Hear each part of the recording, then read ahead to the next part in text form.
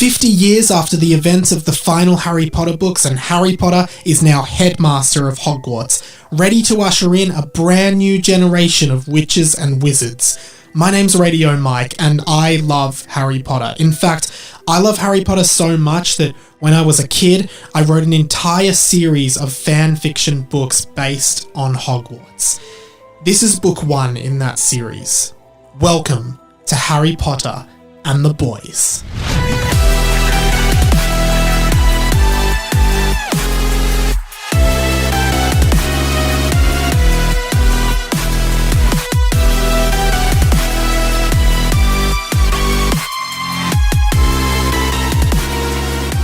Hello and welcome to Harry Potter and the Boys, a fan fiction podcast by me, Radio Mike, Australia's only Harry Potter fan fiction podcast. First ever guest on the show, comedian Luke Kidgell. Is that true?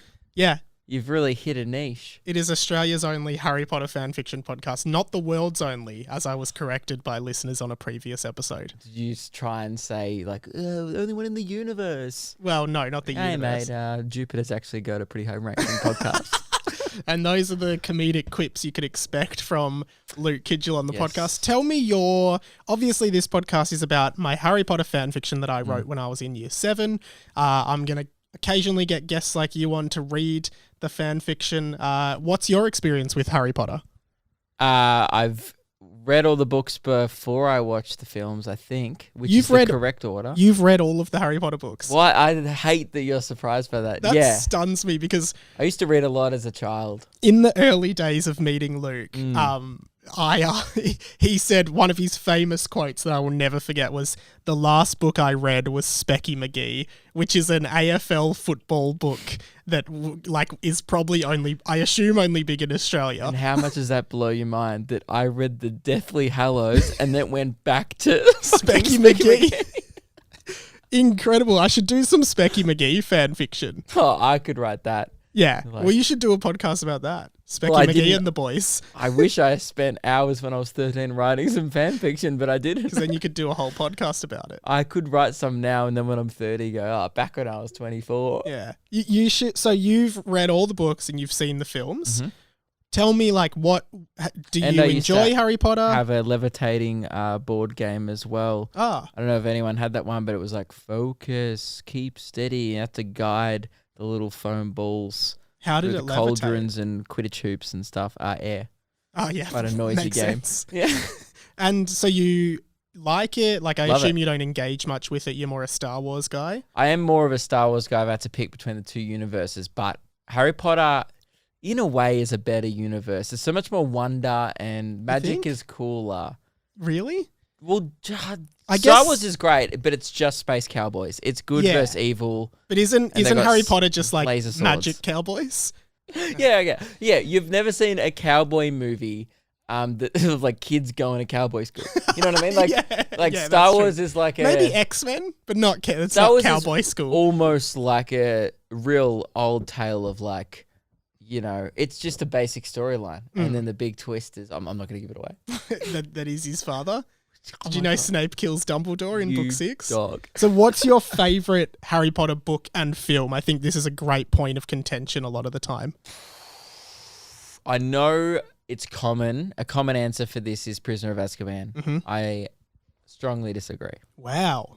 It's Goblet of Fire or Chamber of Secrets. For book and film? Yeah. Chamber of Secrets, the film. Goblet of Fire, the story of like the Triwizard Cup is... what can I say? I love a bit of Cedric Diggory. Really? I'm digging. Well, the second book in my Harry Potter fan fiction saga is called Harry Potter and the Team Wizard Cup. So that's a little tease for you. You've drawn a little bit of inspiration there from there's the a lot actual of films. Well, a lot of my books are inspired from the actual Harry Potter. That's fan fiction. So you reckon Goblet is the best film and movie, and then Chamber? Yeah, I guess. I used to think it's so cool, but it gets a little dark towards the end of the movie. I don't really like the maze scene. Interestingly, I think... I liked it in the book much more. Okay, yeah. I think the way I pictured it was cooler. Yeah. I think that Chamber is the worst movie, and I think Prisoner of Azkaban is both the best book and film. I think Chamber of Secrets is the worst movie. I wasn't a fan of Fat Rat Bloke. Peter Pettigrew. Did not vibe with me at all. Nah. I did like the Sirius Black story, Yeah. but that's all that had going for it. I just always thought that the Marauders, which is Peter Pettigrew, Sirius James, and Professor so dark, Lupin. that one. No, I always thought that was the best part of Harry Potter. Like, that was the best side story. What?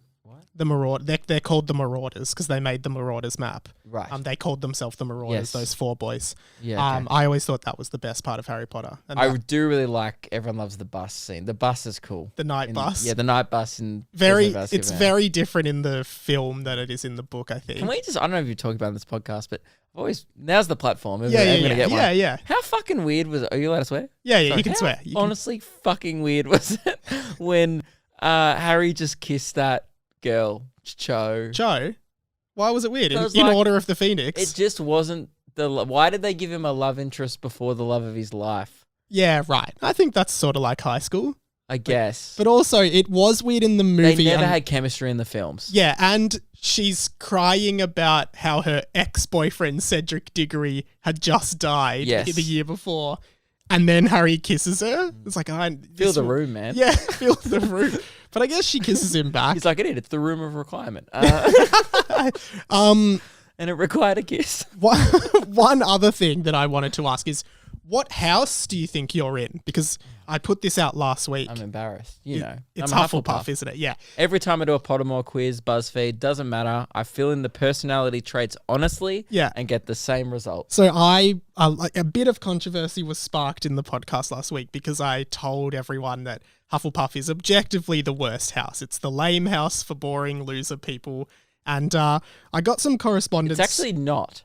Oh, well, I think it's the joked about house. Yeah. But if you read it if you're actually a nerd, that's the thing. If you actually read up about the Harry Potter lore, you're a Ravenclaw because you're a nerd. And I think that's the I am a Ravenclaw. That's the nerdiest one. Yeah, right. Well, maybe Hufflepuff's like, we're on the beers and we're at Hogsmeade with the fucking lads. Maybe Christina agrees with you. She wrote in, she says, I'm writing in to defend Hufflepuff because I've done so many quizzes and tests just like you, and every time I'm a Hufflepuff. We are caring and kind and just happy to be there, and according to Pottermore, Hufflepuffs are associated with trustworthiness, loyalty, and a strong work ethic. Hufflepuff has produced the fewest dark witches and wizards of any house. Many view Hufflepuff as the least clever or exceptional house. Yes, we do. But this is in due to its members' distaste for boastfulness. That's pretty much it. What do you reckon? I got the vibe from the movies that, Hufflepuff were just like the party goers. Who's your favourite Hufflepuff? Could you name one? Can you name a Hufflepuff? Helena. Helena Hufflepuff. Isn't that the one that she's Helga's daughter? No, Helga Hufflepuff made Hufflepuff. Oh, good. Helena, I believe, is the grey lady witch. Flick that. Ghost. Yeah. I was going for Helga. So you only know an ancient Hufflepuff, and you think that makes them the party house? Yeah, I just got the vibe from the films. Like whenever they were in the background, they were like, "Woo." Yeah. Okay. Right. Finally, who's your favourite Harry Potter character overall? Probably Ron. Probably Ron. Bit of a boring answer. Bit of an underdog, but a loyal friend, and you being a Hufflepuff loyalty. Or Fred and George were just funny. Yeah, they were great. Yeah.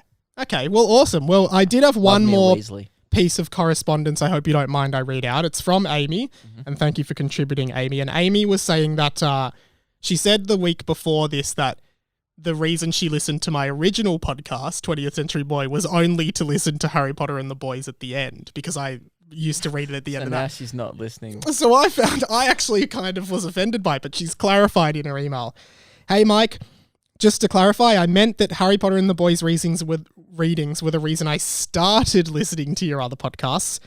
I came for the Harry Potter content and stayed for the Siggy Mike antics. Yep. Siggy Mike was a character on my other podcast. Yeah, I remember. He stank like shit. Yeah. To answer the house question, I'm a Ravenclaw, like me. I've got a lot in common with Amy. Nerds emailing podcasts. Self-identified and confirmed by the Pottermore quiz, although I am a proud owner of a Gryffindor scarf, which I've decided is fine and not a conflict of interest. It's definitely the coolest scarf, and it even got me a job once when I wore it to an interview, which is interesting. And she likes to go as Hermione to any dress-up party. And then she says, I agree that Hufflepuffs are the miscellaneous category of Hogwarts students. I read all the Harry Potters in French for the first time this year, and the houses have different names. What do you reckon Hufflepuff is? Just have a guess. I'm not going to say what I was going to say. What were you going to say? I think I might know, but continue. Yeah. Nothing. French are just very outgoing, flamboyant people. Okay, well, And what I wasn't gonna say, before you dare accuse me of it, Yeah. I wasn't gonna say, I definitely would never say this. I wasn't gonna say Hufflepuff. Yeah, well, Hufflepuff in French is called pouf soufflé. Geez, I wasn't far off. Maybe that's not how you pronounce it, but it's called pouf soufflé, which is fitting, and then Amy says it's fitting because it makes them sound weak as. Thanks for the laughs, Amy. So there you go. What do you think of that? What was Gryffindor? She doesn't give that. Maybe, Amy, if you could give the other houses, we'd enjoy that, wouldn't we? Well, you're not here next week, so you don't get a say. That should be a text. I'd be interested to know. Amy, I'll let you know. CC me in. Yeah, CC Luke. Kidgell@gmail.com. Yeah, CC Luke in and we'll give you a reply. Yeah. Now, you are a little bit familiar with this book. I believe you read one chapter of it on 20th Century Boy back a year ago, but it's likely more than a year ago. It's likely you don't remember much of that. The boys were off to Quidditch practice, and then it was. I remember how aggressive some of the dialogue was. Yeah, coming from knowing that you wrote it when you were 13. Yeah, and some of the characters are so blunt to each other. Yeah. I think we're actually back now in chapter 3. Yep. So chapter 3 is called "One of Many Bad Times in Diagon Alley," which suggests that there are more bad times to come. And what we've just come from is we've met one of the main boys, Derek, who is the idiot character. I remember Derek. And Derek, also Derek and Specky McGee, a lot of similarities. Derek McGee, maybe. Derek was his rival. Oh, there Scooter, you go. Scooter Derek? Rings a bell. That kind of sounds familiar. Scooter Derek, I think. Maybe it is, yeah. His arch rival. And something strange was happening in the book. One thing you may remember about the book is very self-referential. Often the characters and the book itself reference the fact that it's a book. So that happens. I haven't looked too much ahead in this chapter, but it's kind of like the Truman Show, but they all know they're in it. They all know they're in it, yeah. It's a bit like the Truman Show. So I'm going to hand it over to you. You're going to start reading the chapter, and as we find funny things, we're going to comment on it from there. The guest gets to do the I honors. think so, yeah. So maybe start just by saying announcing chapter 3. I thought this was a contents page because already it's so confusing. Yeah. You've listed this is, I believe they're looking at the list of things to bring to school, yeah. So chapter 3, one of my Betty... fuck me. One of my Betty. You shouldn't have got someone on a podcast that can't read. Yeah. Whose last book was Specky McGee. One of many bad times in Diagon Alley. The boys had all made their way to Diagon Alley together. Is that the correct pronunciation? Of Diagon Alley. Is it Diagon? Yeah, Diagon Alley. Because in the movie, they kind of say Diagon. Well, there's an issue in Chamber of Secrets, one of your favourite films, where the flu powder, and Harry says diagonally, and he goes diagonally instead of to Diagon Alley. Yeah, so that's a little funny, cheeky little thing. The boys had all made their way to Diagon Alley together. Sorry, I realised I stopped talking. I didn't even get through a sentence. Is that mid-sentence? Yeah, okay. Michael read the what to bring letter out loud. Yeah. Uniform. Well, that's handy for the readers because it means we get to hear it as well, I guess. God. Yeah, thank God he's reading it out loud. But yet, instead of including it in a quotation mark, because he was reading it out loud, you've actually just included the list. Yeah, there's no quotation marks. No. It's in italics, isn't it? It is, and uniform, 3 sets of plain woolen robes, black. You're looking at the book like... I can't believe you wrote that. It's so... The next line, it makes it so obvious Mike wrote this when he was 13. Okay, go. Read it out. So the next thing in the list to buy, 1 pair of protective gloves, then in brackets, for girls who wish to give hand jobs. Oh my God, this is really problematic. That's horrible. They're going to high school. They're 11. It's sexist. This is awful. I apologize for this. Did you not proofread this before you put it on? Do you reckon I should cut this out? No. Wow, that's terrible. Yeah. Absolutely horrific. 1 winter cloak for winter, in brackets. Makes sense. That was a good one. Yeah, that was a good one. If your uniform lacks a name tag, it will be DNA tested and you'll be expelled in caps lock. Wow. That's a pretty drastic measure for not having a name tag.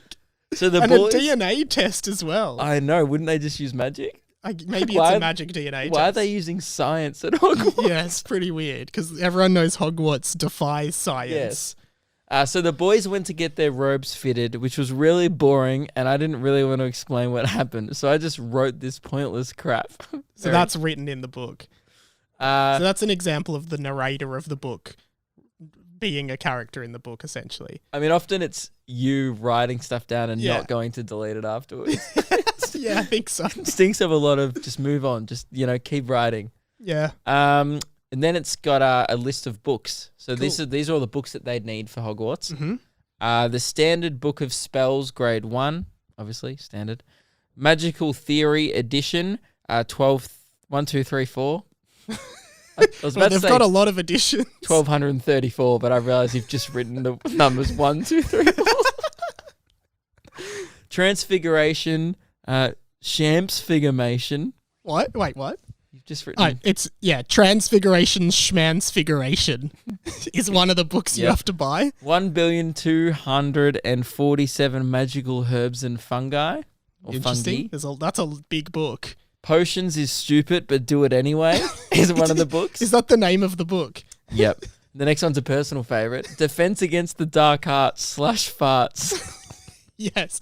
I do remember that in this book, one of the subjects is defense against the dark arts / farts. Yep. So over the past 50 years, not only have the dark arts prevailed, but the dark farts have emerged. So we're teaching students in one class to protect themselves from both the dark arts and the dark farts, which Yeah. I think is clever. Both equally as important in high school. Yeah, well, definitely. But my favourite part is it's Defense Against the Dark Arts / Farts for the dumb idiot and or / idiots. For the dumb idiot because I think it's like, I think that was like, how they have those books that's like editing for dummies or podcasting for dummies. This is Defense Against the Dark Arts / Farts for the dumb idiot and or idiots. You were pretty funny when you were 13. You had your Thanks, moments. Number 7 is How to Spot a Hagrid. Like, where's Wally? But it's just this big bloke taking up half the page. I want to read it. It'd be a picture book, for sure. If anyone wants to make a How to Spot a Hagrid page that's like Where's Wally, but if anyone just wants to Photoshop Hagrid into an existing Where's Wally, please feel free to send that in. This is awesome. And the final book on the list is Severus Snape and the 12-Sided Shape. What even is a 12-sided shape? Tetrahedron? Oh no, What's dodecahedron. octagon is, yeah, Dodecahedron, I think. Yeah, that's Dodecahedron. 12-sided shape, Ruben. There's someone else in the room. It's Ruben. Dodecahedron, because do is 2, deca is 10. 2 plus 10 is 12. Yeah, I'm glad you went with the 12-sided shape because that rhymes better with Snape. So, Severus Snape and the dodecahedron. So it goes back to the narration now. Yeah. The last book on the list was a series of 7 fantasy novels that were published by Harry Potter after he left school. Oh. The novels focused on Severus Snape and the crazy adventures he endured. So that's Severus Snape and the 12-sided shape.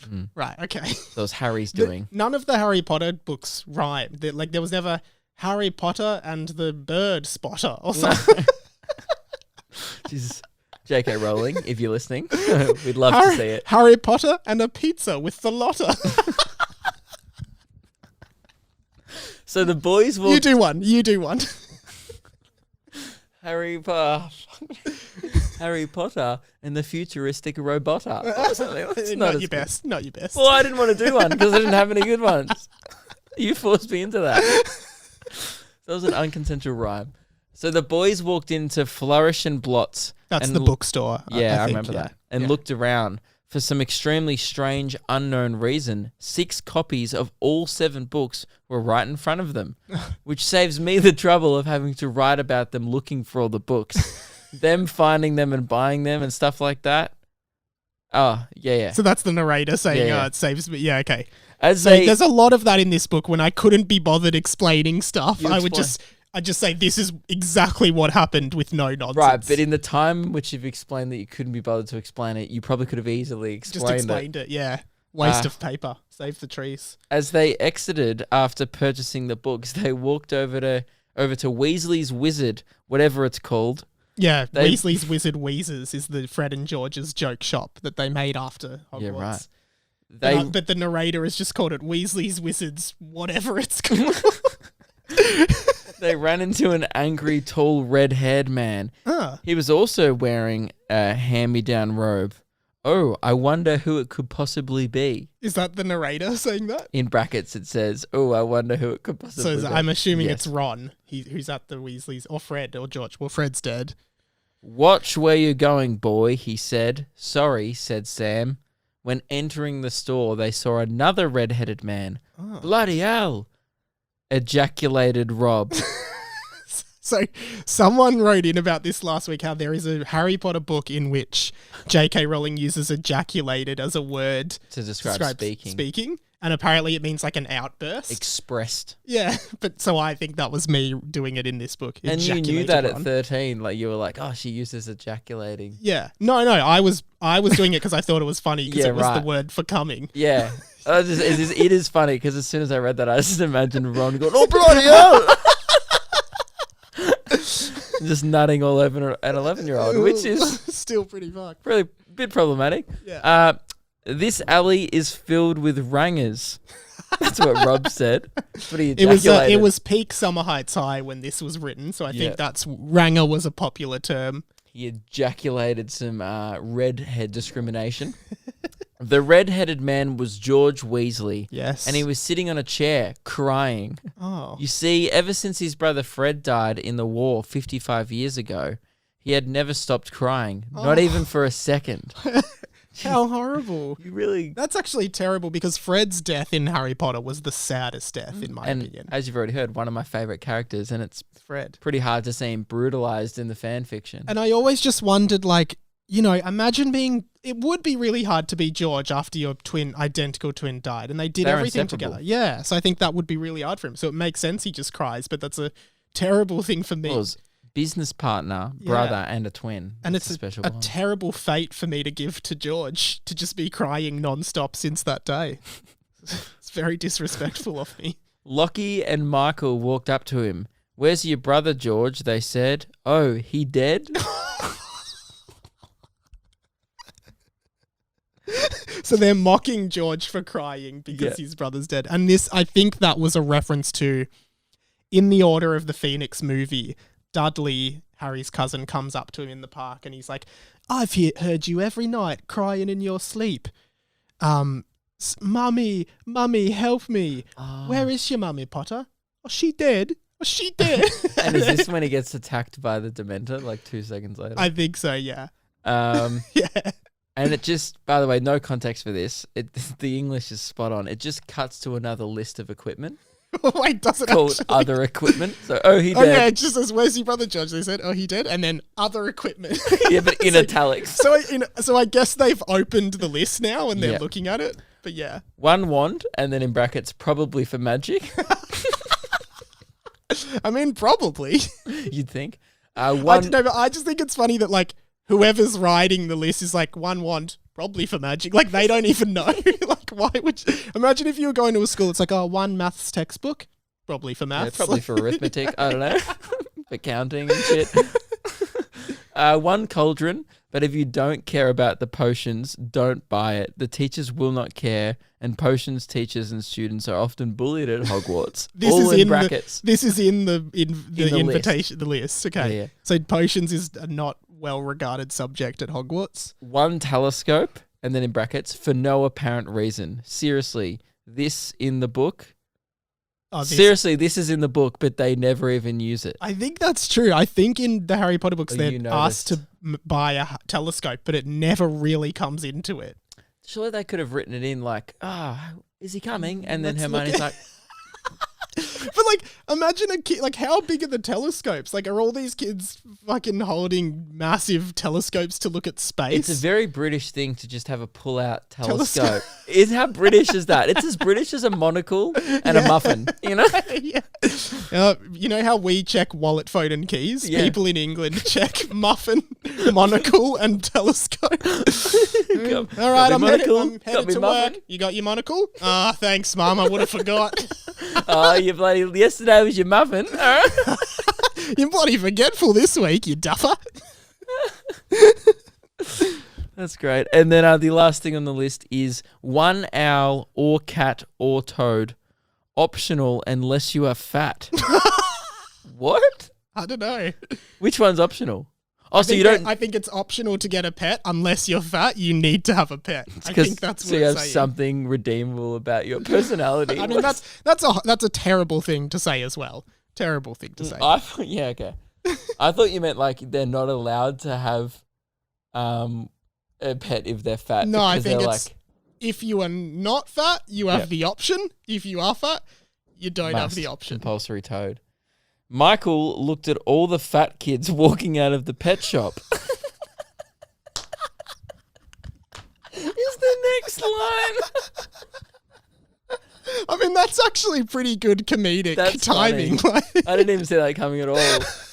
Especially because you just retrospectively apologized for a fat joke, and then 13-year-old Michael's like, haha, here's another one. The book is problematic, let's be real. But that's actually pretty funny. It's funny to see, if you are fat, you need to get a pet, and then all these fat kids are coming out of the pet shop. He saw a big ice block on the ground. He picked it up. Oh. Ow, he said. It had burned him because it was so cold. What? Wait, did you skip something? That just seems to come out of nowhere. Yes. Okay. Why are you shocked? Yeah, I guess it was so. mid-dialogue, you just put in a list. Okay, so Michael finds an ice block. And gave him a cold ice burn. It was so cold, it turned into fire. Michael threw it at Rob. Ow, said Rob. What was that for? The boys bought all the other crap on... That's it. What? That exchange had not much to do with the plot. Wait, so we just come out of a list of things to buy. Then one of them sees ice on the floor, which turns into fire. After looking at all the fat kids, he goes, oh, fatties, oh, ice. That's horrible. That's so weird. And that's just the worst writing ever. What is the context behind that? What a way to end the page. The boys bought all the other crap on the list. Seriously, I CBF with this chapter.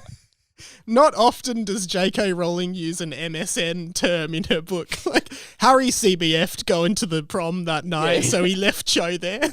And then you, insert coolies in the wiggly text. So anyway, so the boys put all the crap on the list, and then there's that bit where you say, I seriously CBF with this chapter. Then you continue the sentence and go, and began walking. Yeah. So confusing. They ran into a boy called Dragon Mailboy. Dragon Mailboy? Is it supposed to be Draco Malfoy? I think so. Why the hell would you run into me like that? He nagged.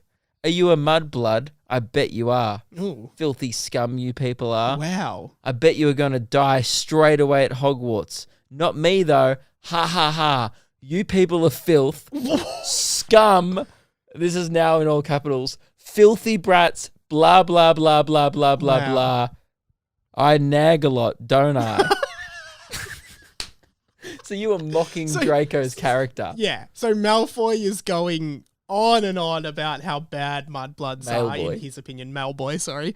And he then references the fact that he nags a lot at the end of this tirade. Well, I'm a bit annoying. So he's literally, oh, you guys suck. Fuck you guys suck. I'm so annoying, aren't I? It's like the epitome of insecurity when you can't even insult someone without acknowledging that you're annoying. Locomotor Mortis, he yelled, aiming his wand at the boy's legs. So Locomotor Mortis is the leg lock spell. So loco, movement, locomoto, movement, mortis, death. So death of movement. So it binds your legs together. So that's a good one. But did you research where she got the spells from, or do you just know that? Well, I'm just assuming that locomo is like locomotion, which is an English word that means movement. I didn't know mortis meant death. Morte is death in most Euro, Latin and Spanish and Italian. So I'm assuming that's what it roughly translates to. But also, first years, I don't know if Dragon Mailboys are first year, but they're not supposed to use, no student is supposed to use magic outside school. No. And why does he already know a dangerous spell like Locomotor Mortis? That's terrible writing. And why has he just gone up to these 6 boys and just insulted them? He accused them of being a mudblood. And then leg locking them. I mean, that's almost what Draco Malfoy does in the film to Hermione. And I think she cries day one. It's pretty awful. Suddenly, they were all in a leg lock. They looked like morons trying to get out of it. People were staring and laughing at them. They were all very embarrassed. So 6 boys are attacked in public by another boy, and the public just look at them and stare and laugh at them. They're just like struggling to get out of a leg lock. And then it goes, luckily the spell wore off. Well, that's good. I'll get that mail boy if it's the last thing I do, said Tom. But little did he know, mail boy was going to die on page 14 or some other page soon. You predicted one of the characters' deaths. So again, J.K. Rowling never really does like, Harry was really angry at Voldemort, but little did he know Voldemort would meet his own untimely end in the 7th book. Like, when an author starts like referencing, this character will die on page 35. And that's the end of the chapter. What a way.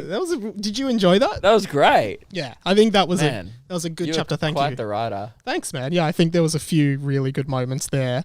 What did you think overall? Like, what are your thoughts on that? Where do you think it's going? Like, what do you think's next? I mean, next I think is going to be the train to Hogwarts. Funny you say that. Also, I just realized Do you do Diagon Alley before the train? Yeah, you do.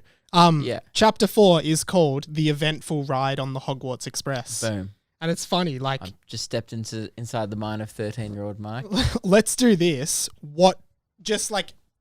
Knowing what you know about the book, throw out a prediction for something that could happen on the train. Just any wild prediction, and then next week I can refer back to it. Well, what page are we up to? Because page 14, this Dragon Mailboy is going to This is what I was not sure if I should bring up, but I'm looking at this page where it says Dragon Mailboy was going to die on page 14 or some other page soon. That's page 15. Are they talking to a ghost? Well, I'm not sure if that's like because maybe you meant 14 pages from now. No, but I think it might be. Maybe I increase the font size at some point and now the page numbers are out of whack and now it doesn't make sense. You could never get this published. No, could never get it published. That would be so good if you could, at the end of this podcast, get the book published. Well, you couldn't because it's a Harry Potter book. I don't think you could publish a book that mentions Harry Potter. You can't just print it yourself? Yeah, you could, but you still can't sell it. Isn't parody legal? Yeah, but I don't think blatant parody. Like, I don't think you could be like, oh, this is my new show, The Simpsons, and it's a parody of The Simpsons. The Pimpsons. You could do The Pimpsons. But I don't think Dragon Mailboy is going to hold up in court. Yeah, I don't either. I think that, anything happens. I think what happens in the film, it's usually loosely based on the film. I think there's going to be a shopping cart incident. Okay. With the trolley and all the sweets. Yeah. Because 13-year-old... We'll take the lot. 13-year-old Mike would have... Every kid loved that scene because it was like crazy candy. I think it was predominantly about sweets. And then maybe something dramatic happens right at the end. That's my prediction. Interesting. Well, thank you for joining me and reading my Harry Potter fan fiction this week. Thanks so much for having me. Where can people find you and support you? Oh, just Luke Kidgell on YouTube. I have a podcast, Memoirs of a White Guy. Yeah. I was about to say, it's actually not nearly as funny as this. Oh, thanks, man. You should come on again. This is great. This is fun, yeah. I just talk to myself. It's actually a lot more lonely than this. Yeah. And Luke and Lewis. Yeah. Which is less lonely. And LukeKidgell.com? LukeKidgell.com for if you want to give me money. Great. Guys, thank you so much for listening. You can follow me on Instagram, radio.mike. Tell your friends about the pod. That's the best way to just share it around. Like, tell other people if you think it's funny and want them to experience it as well.